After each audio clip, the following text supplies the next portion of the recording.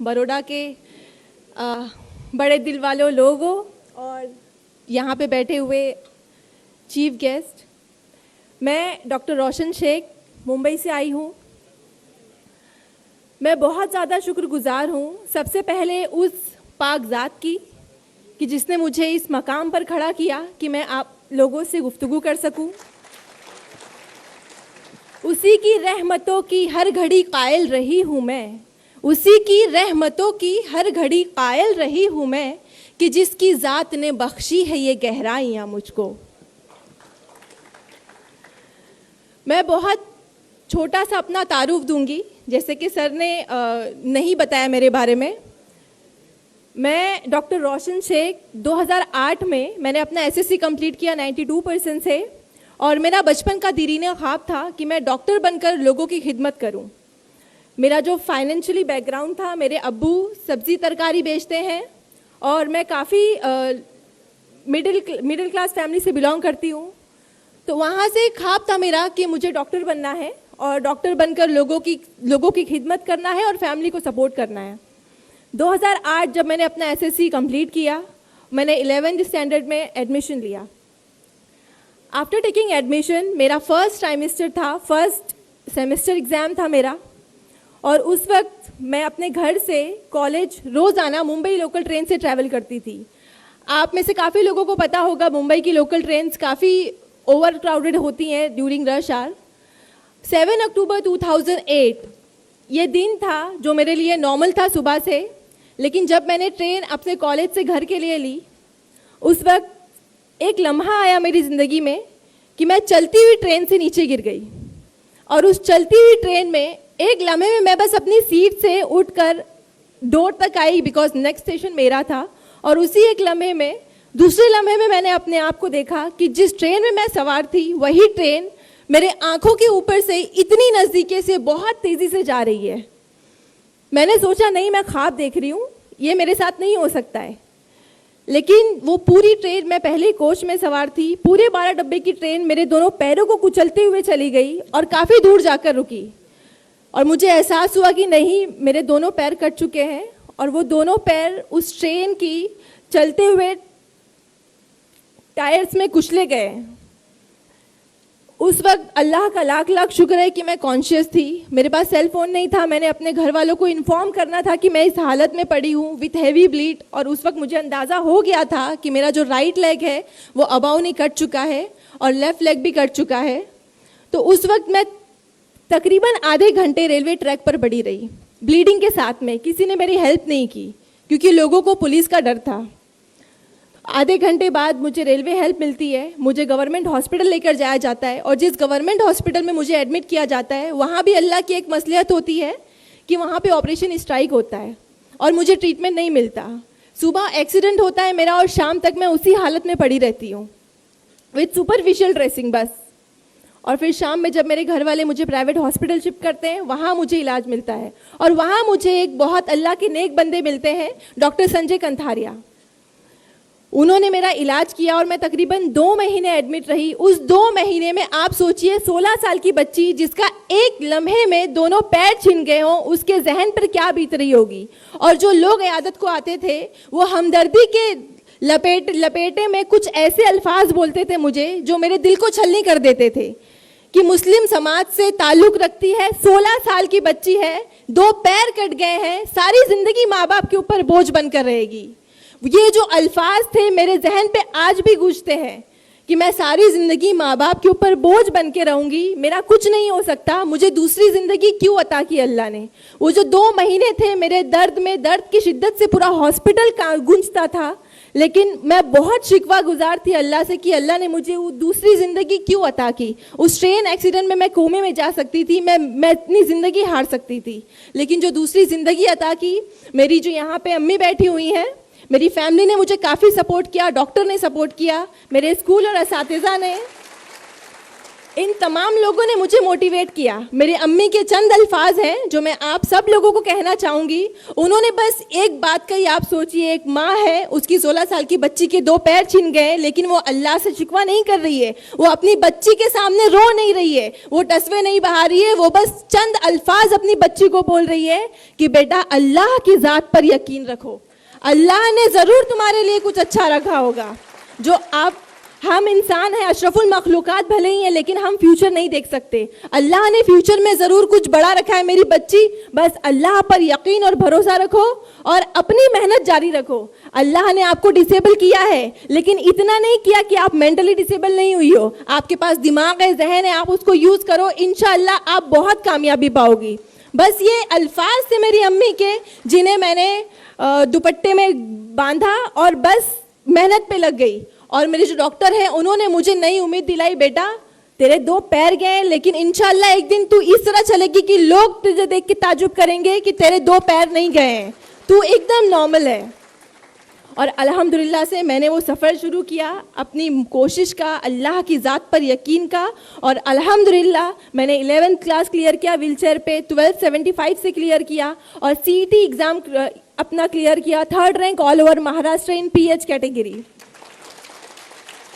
वो दिन बहुत ही खुशियों का दिन था मेरे लिए, क्योंकि मेरा दीरीना ख्वाब पूरे होना जा रहा था, बस एक कदम दूर थी मैं। लेकिन वहाँ भी एक आजमाइश आई कि एक क्राइटेरिया है इन मेडिकल एसोसिएशन की, आप 40 to 70% डिसेबल हो तो ही आप मेडिकल के लिए अहल हो। मैं 89% डिसेबल हूँ, बिकॉज मेरे दोनों लोअर लिम्ब नहीं है, एम्प्यूटेड हूँ, तो इसलिए मैं 89% डिसेबल हूँ। मोर देन 70% डिसेबल होने की वजह से मुझे मेडिकल में एडमिशन डिनाई किया गया। ये 2011 की बात है, और 2011 में मुझे डॉक्टर संजय कंथारिया ने एक नई राह दिखाई कि बेटा आपके पास आखिरी राह है, आप बॉम्बे हाई कोर्ट जाओ।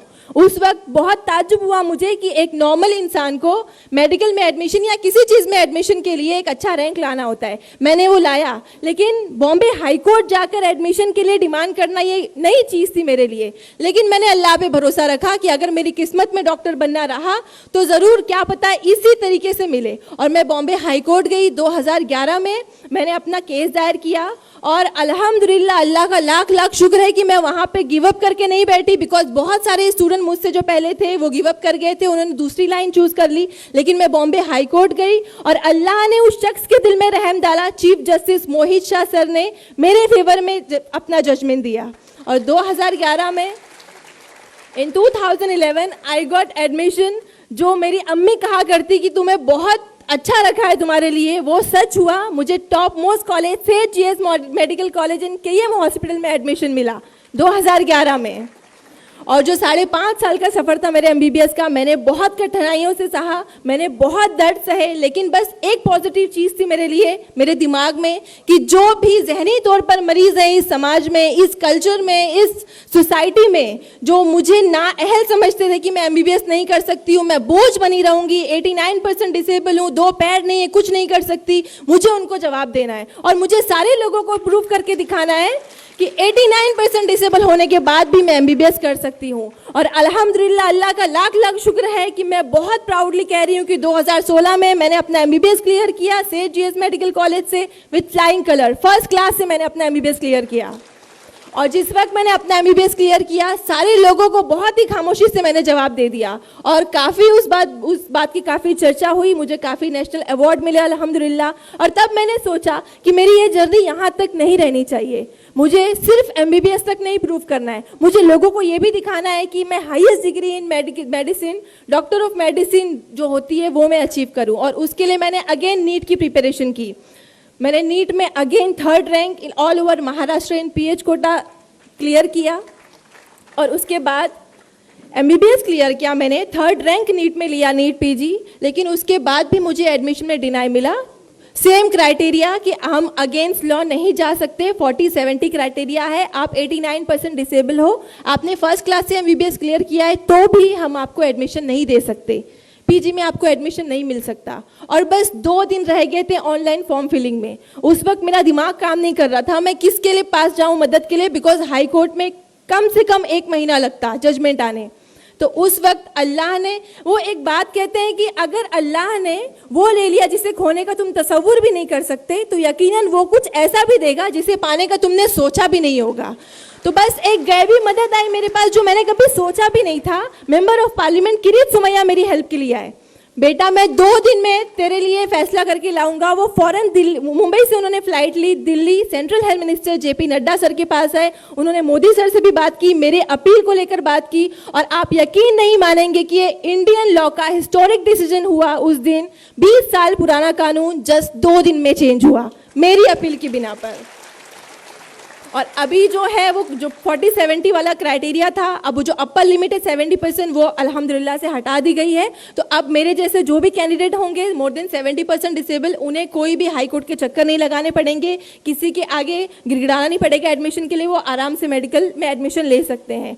और फिर उसके बाद यहाँ से जब क्लियरेंस हुई तो मुझे अल्हम्दुलिल्लाह अल्लाह ने वापस एक कामयाबी से नवाजा। मुझे अगेन मेरे ही अल्मा मेटर सेठ GS medical college KEM hospital में PG की सीट मिली, और अल्हम्दुलिल्लाह से मैं अब 2nd ईयर रेसिडेंट हुई इन MD पैथोलॉजी। ये सारी चीज़ें बताने का, ये जो ज़िंदगी के फैक्ट्स थे मेरे आप सब लोगों के सामने रखने का एक ही मकसद था मेरा। यहाँ पे इतने सारे लोगों ने इतनी बड़ी बड़ी बातें की, मैं एक आखिरी स्पीच डिलीवर हूँ यहाँ पर, लेकिन मैं बस अपनी ज़िंदगी के फैक्ट्स आपसे शेयर कर रही हूँ। मैं कोई सियासी बात नहीं कर रही हूँ, मैं कोई इल्मी बात नहीं रख रही हूँ आपके सामने, बिकॉज मेरी हैसियत बहुत छोटी है ये सब कहने की। लेकिन बस मैं ये चाहती हूँ कि मेरे ज़िंदगी के फैक्ट से अगर यहाँ पे बैठे ऑडियंस में अगर एक बंदा भी अल्लाह की ज़ात से कनेक्ट हो जाए और अगर वो अपनी परेशानियों से लड़ना सीख ले, तो मेरा यहाँ पे आना सफल हो जाएगा। यहाँ पे अल्हम्दुलिल्लाह से ऑलरेडी यहाँ पे मुस्लिम डॉक्टर्स हैं, यहाँ पे बहुत सारे बड़े बड़े लोग, बड़ी बड़ी हस्तियाँ आई हुई हैं। मैं बस उन सब से बहुत दिलीना गुजारिश करूँगी कि आपकी लाइफ में अगर कुछ भी प्रॉब्लम्स आए, मेरी ज़िंदगी में सारी प्रॉब्लम्स मैंने सही। और एक बात बताती चलूँ कि 3 महीने पहले मुझे बहुत सीवियर बैक पेन हुआ, और डायग्नोज पे मालूम हुआ MRI जब मैंने कराया तो उसमें निकला कि मेरे सैक्रम बोन में एक न्यूरोजेनिक ट्यूमर है, और वो मेरे S3 S4 नर्व रूट्स को कंप्रेस कर चुका है, जिसकी वजह से मुझे बॉवल ब्लैडर प्रॉब्लम्स भी स्टार्ट हो गई थी। तो ये जो नई तकलीफ आई उसके लिए मैं सचमुच मेंटली तौर पर प्रिपेयर नहीं थी। और बस उस वक्त एक ऐसा लगा ध्यान में कि अल्लाह और कितनी आजमाइशें लोगे मुझसे, लेकिन अम्मी ने उस वक्त भी सपोर्ट किया, फैमिली ने सपोर्ट किया कि आप अल्लाह की प्यारी बंदी हो, और अल्लाह उसी को चुनता है, उसी को आजमाइश के लिए चुनता है जो उसको महबूब हो। बेशक आपकी इस्तिताअत से ज़्यादा नहीं चुनेगा। तो यहाँ पे बैठे जितने भी लोग हैं उनकी ज़िंदगी में कुछ ना कुछ प्रॉब्लम्स होंगी, मुझे पता है सबकी लाइफ मुश्किलों से भरी होती है, लेकिन आप बस एक यकीन रखिए अल्लाह की ज़ात पे कि अल्लाह आपको 70 माओं से ज़्यादा चाहता है। एक माँ बुखार आने पर आपकी सारी रात नहीं होती, लेकिन वो तो 70 माओं से ज्यादा चाहता है आपको। इतनी परेशानियों में, इतने दर्द में कैसे छोड़ेगा। मैंने दिन रात रो रो कर गुजारे, लेकिन अल्लाह पर यकीन नहीं डगमगाया। मेरी माँ की उस अल्फाज ने कि अल्लाह पर भरोसा रखो, बेशक आगे बहुत कुछ अच्छा है आपके लिए। और अल्हम्दुलिल्लाह से वो ट्यूमर मेरा रिमूव हुआ, मेरी सर्जरी हुई, मैं 2 महीने बेड रिडन थी, लास्ट मंथ मैंने ज्वाइन किया। अल्हम्दुलिल्लाह से अगेन मैं आपके सामने एज ए डॉक्टर होके मुखातिब हो रही हूँ। अल्लाह की बहुत बड़ी कामयाबी है और बहुत बड़ा एहसान है मेरे ऊपर कि अल्लाह ने मुझे इतनी सारी आजमाइशों के लिए चुना। और मैं बस आपसे एक रिक्वेस्ट करूंगी कि आप लोग अपनी ज़िंदगी में आने वाली परेशानियों से मत लड़ें, मत डरें, और उनसे लड़ना सीखिए और अल्लाह की ज़ात पर यकीन रखना सीखिए। क्योंकि अगर 16 साल की उम्र में 10 साल पहले मैंने गिव अप कर दिया होता कि मेरे 2 पैर नहीं हैं, मैं करवट नहीं ले पा रही हूँ, तो मैं आज यहाँ पे नहीं होती। मैंने गिव अप नहीं किया, अल्लाह की ज़ात पर यकीन रखा जिसकी बिना पे मैं यहाँ पे हूँ। और बस एक अशार मैं बोलना चाहूँगी हमारे मुस्लिम लोगों के लिए और यहाँ पर बैठे तमाम लोग जो नौजवान आए हैं उन सब के लिए। दस्ते मेहनत से बना तू भी कोई नक्श अजीम। यहाँ पर जितने लोग बड़ी बड़ी हस्तियाँ आई हैं, आपसे मुखातिब हुई हैं, आप सब लोगों को एक ख्वाहिश हो रही होगी कि काश हम भी ऐसे होते, काश हमारे फैमिली में भी कोई ऐसा मेंबर होता। तो मैं बस आप लोगों से ये बोल रही हूँ कि दस्ते मेहनत से बना तू भी कोई नक्श अजीम, चश्मे हैरत से किसी महल की तामीर ना देख, देख जिंदा से परे रंग चमन जोश बहार, रक्स करना है तो फिर पाँव की जंजीर ना देख।